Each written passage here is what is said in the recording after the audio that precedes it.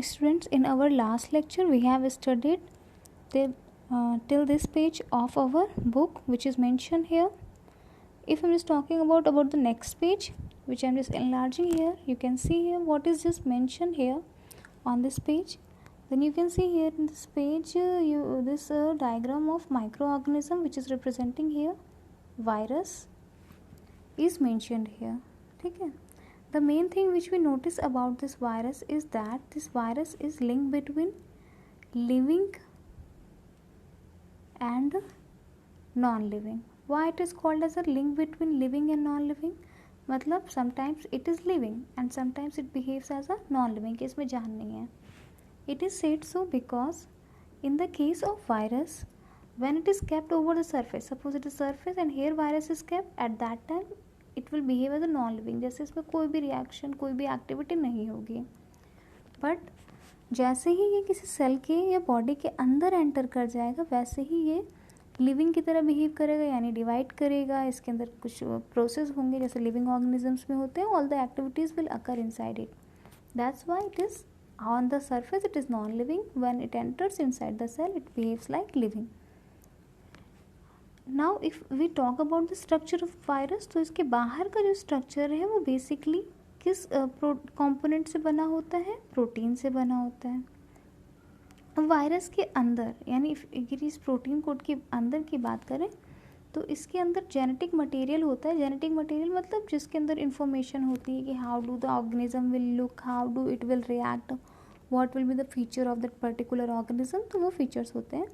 तो genetic material DNA होगा या इसमें क्या होगा? इसका आरएनए होगा. These two things we just observe in the virus. So it would be having protein code outside और अंदर डीएनए भी हो सकता है, आरएनए भी हो सकता है.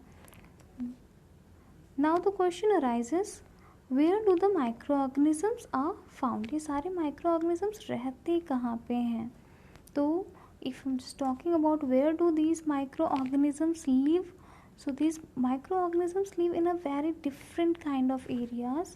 What are these different kind of areas? Where do the microorganisms live? So you can just read it out here in this portion. They can live in desert, they can live in ice cold water, they can live on the hot water spring, that means where the water is at the boiling temperature. Even in our body, inside our body also microorganisms live. Like example, if I'm just giving you, I think you have heard about the disease TB, that is tuberculosis. इसमें क्या होगा? एक bacteria होता है Mycobacterium ट्यूबरकुलाई. वो bacteria इंसान को infect कर देता है. अब बताओ, बैक्टीरिया से we are getting infected and bacteria is living inside our body. So that is where do the microorganisms live. It lives in the different kind of area, different kind of atmosphere, and even dirty water also. Like I have shared the slide. So in dirty water also certain microorganisms like amoeba and other bacteria, these can be found. And over the foodstuffs also, I think you all have seen the microorganisms are found there. Microorganisms and us. The next heading which deals here is this microorganisms and us. That means what is the relationship of ourself with that of the microorganism, that is discussed here. You can now you have to see here friendly microorganisms. अब microorganism हमारे साथ है. They can be our friend, यानी हमें फ़ायदा पहुंचाएंगे. और they can be our फो, यानी कि दे कैन हार्म अस, हमें नुकसान पहुंचाएंगे. So the very first point which is mentioned here, that is the microorganisms friendly for us. Friendly मतलब just imagine your friends. आपका friend क्या करता है? They help you, they share the things with you, they protect you, you enjoy with them. आप उनके साथ enjoy करते हो कि वो बहुत अच्छे होते हैं, आपका साथ देते हैं. तो इसी तरह जो फ्रेंडली माइक्रो ऑर्गेनिजम्स होंगे वो हमें क्या करेंगे? वो हमें कोई ना कोई प्रॉफिट देंगे, यानी हमें फ़ायदा पहुँचाएंगे. Like it is written, micro organisms have been use for the production of alcohol since ages. अब alcohol, you all know what is alcohol. It is used in various medicines and for the different purpose alcohol is used. So that is just synthesized with the help of microorganisms only. इसके अलावा अगर हम बात करें तो certain microorganisms add fertility to the soil. मतलब soil में grow करेंगे, जैसे साइनोबैक्टीरिया हो गया, ब्लू ग्रीन एल्गी जिसको हम बोलते हैं, और वो सॉइल के अंदर न्यूट्रिएंट्स को ऐड करेंगे. कैसे? वो एटमॉस्फेयर यानी एयर में जो नाइट्रोजन प्रेजेंट है उसको वो कन्वर्ट कर देंगे सर्टेन केमिकल्स में और उसको सॉइल में फिक्स कर देते हैं, सॉइल में ऐड कर देते हैं। तो ये हो गया आपका माइक्रो ऑर्गेनिज्म के कुछ uses. The next thing which is given here, अब इसके लिए you need not to study, बस you have to just go to your kitchen and ask for the curd. I think you all have seen curd. Curd is made with the help of microorganism which is called bacteria. Bacteria का नाम भी mention है यहाँ पे. The name of the bacteria is lactobacillus. This lactobacillus bacteria helps in the making of curd. And what is the use of curd? Curd can be used for the different purpose. Like you can just use it for making different kind of recipes, different kind of food stuffs, and that adds nutrients to our body. Now the next thing which is given, bacteria are also involved in the making of cheese, pickles. Bacteria का मतलब ये नहीं केवल curd बनाने के लिए ही use हो रहा है, जैसे आपने देखा था कर्ड के लिए और ब्रेड के लिए. ब्रेड में भी यूज़ होता है ना ईस्ट, उसके फर्मेंटेशन, ब्रेड को फ्लफ़ी बनाने के लिए ताकि फूल जाए और बहुत जो सॉफ्ट सा लगता है उसके लिए ईस्ट यूज़ होता है. इसके अलावा जो बैक्टीरिया है वो किस चीज़ के लिए यूज़ होते हैं? चीज़ बनाने में बैक्टीरिया का यूज़ होता है. पिकल्स, अचार आप जानते हो उसको बनाने के लिए. इस तरीके से अलग अलग फूड स्टफ्स को जिसे आपको बनाने में वो हेल्प करता है. सूजी, आपने रवा इडली बनाई, सूजी से इडली बनाई, उसके इसमें आप कर्ड डालोगे. It can be made. Bhatura बनाते हैं तो आपने देखा होगा मम्मी कर्ड ऐड करती हैं. So in that way these are just added. Students, the activity which is mentioned here in this speech, like here I am just mentioning this activity, these all activities you all have to perform at your home. Like here it is given, you have to take flour जिसको आटा बोलते हैं, then in that you have to add sugar और थोड़ा सा गर्म पानी डालना है.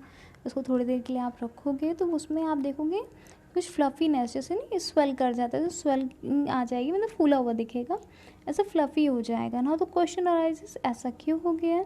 Then answer is just written here that when you have given it medium, आपने कुछ मीडियम ऐड किया ना, शुगर और गर्म पानी डाला और उसमें ईस्ट पाउडर भी डाला था, तो इससे ईस्ट जो होगा वो रिप्रोड्यूस करेगा. रिप्रोड्यूस मतलब डिवाइड करेगा बहुत फास्टली, और जब डिवाइड करेगा तो उस टाइम पे वो कुछ गैस रिलीज करेगा. What is that gas? It is mention here CO2, carbon dioxide gas. आप सोचो ये फ्लोर है, इसके अंदर से कार्बन डाइऑक्साइड गैस निकलने की कोशिश कर रही है. अब जिस तरह से गैस यहाँ से निकलेगी, ये क्या करेगी, गैस के जो मॉलिक्यूल्स हैं उनके बीच में स्पेस बना देगी, जिससे वो फ्लोर जो आटा है वो फ्लफ़ी दिखेगा, सॉफ्ट सा दिखेगा.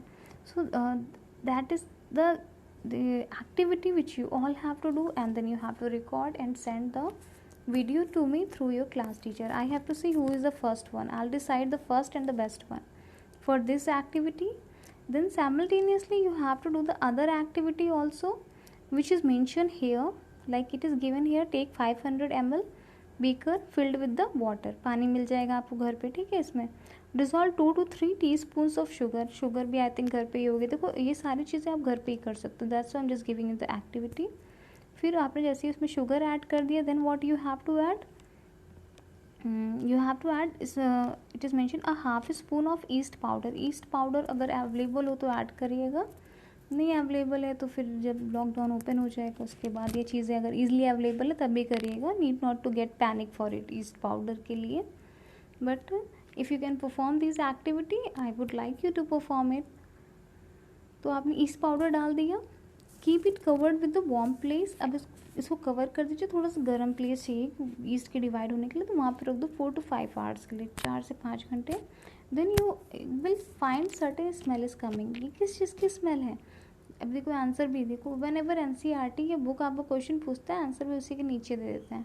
सो here answer is mention, this is the smell of alcohol as a sugar. जो अल्कोहल शुगर है वो किस में कन्वर्ट हो रहा है धीरे धीरे, अल्कोहल, और जो उसकी स्मेल आ रही है वो उसी की है. Now the question arises, what is this process is called as? This process is called as fermentation. That means conversion of sugar into alcohol is called as a fermentation. Who has discovered this process of fermentation? It is mentioned here.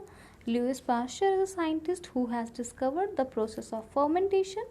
That is gradual conversion of sugar into alcohol. This process is called as a fermentation, and he has described it in the year of 1857. Then the next thing which you have to focus, that is the antibodies. Here in antibodies, a simple thing is that anti, दूसरा क्या आ गया, bodies. अब इस चीज़ को थोड़ा अच्छे से आप याद कर लीजिएगा, because the same thing is going to be asked in your class ninth bio में एंटीबॉडीज, एंटीबॉडी बायोटिक्स, सॉरी बच्चों, I am extremely sorry, antibiotics it is, again I am writing it down, antibiotics. That was written wrong by mistake in the just previously to that. Anti means against. Okay, against मतलब किसी के against में हो रहा है, against T होगा, S नहीं होगा यहाँ पे.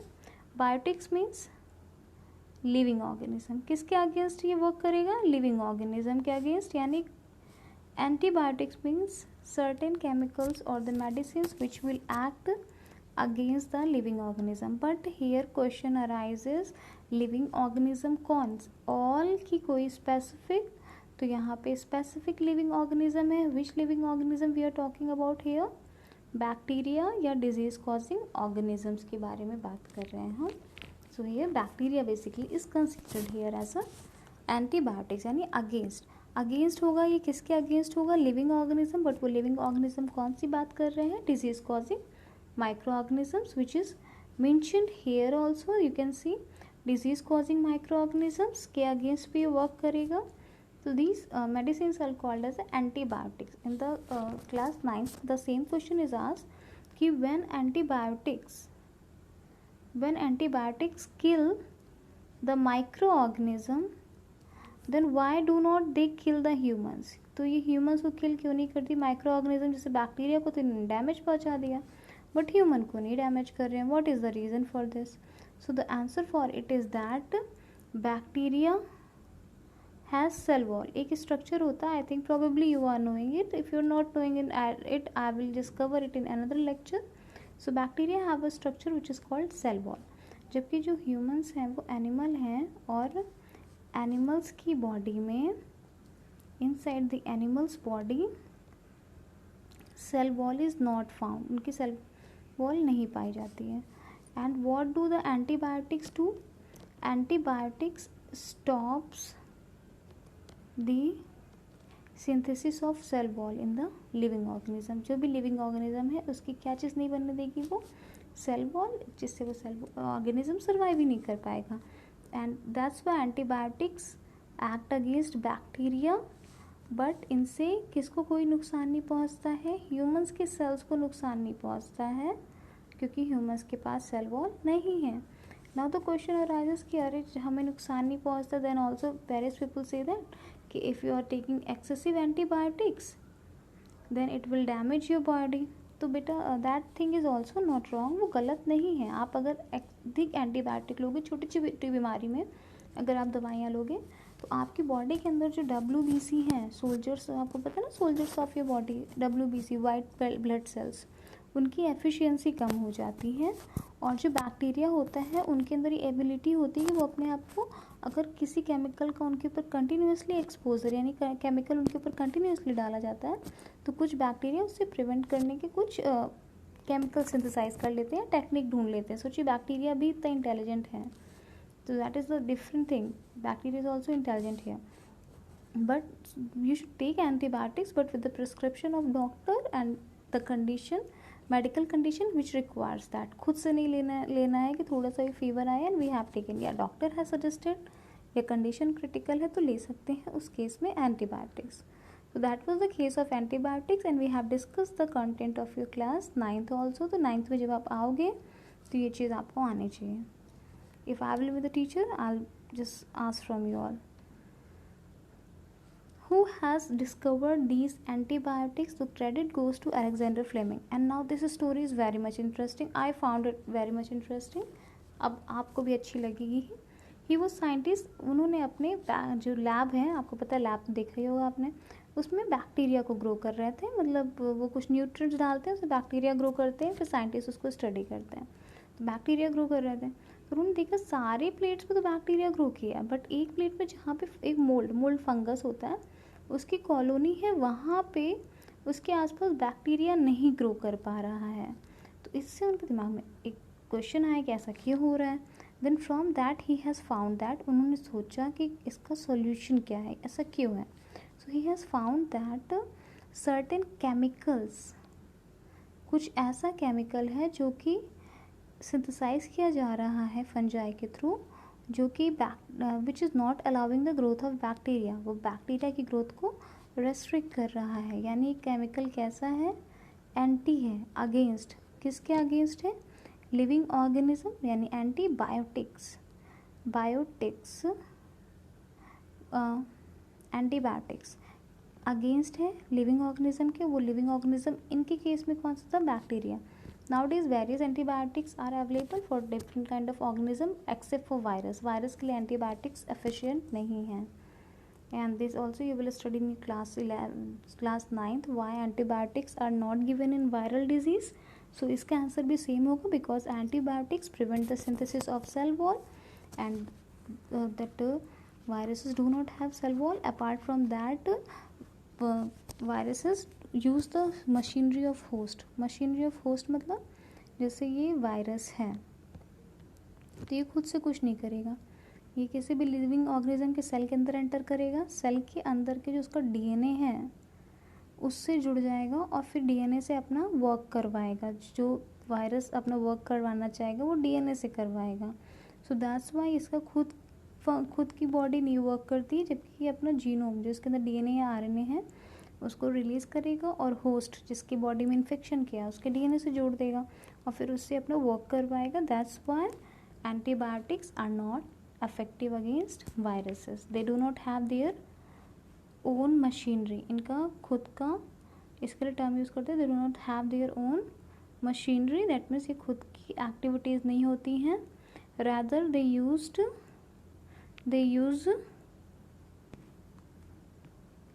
क्या यूज़ करते हैं, they use host machinery. Host machinery मतलब जो सेलुलर एक्टिविटीज़ है वो मशीनरी, मतलब ये नहीं है मशीन आ गई है।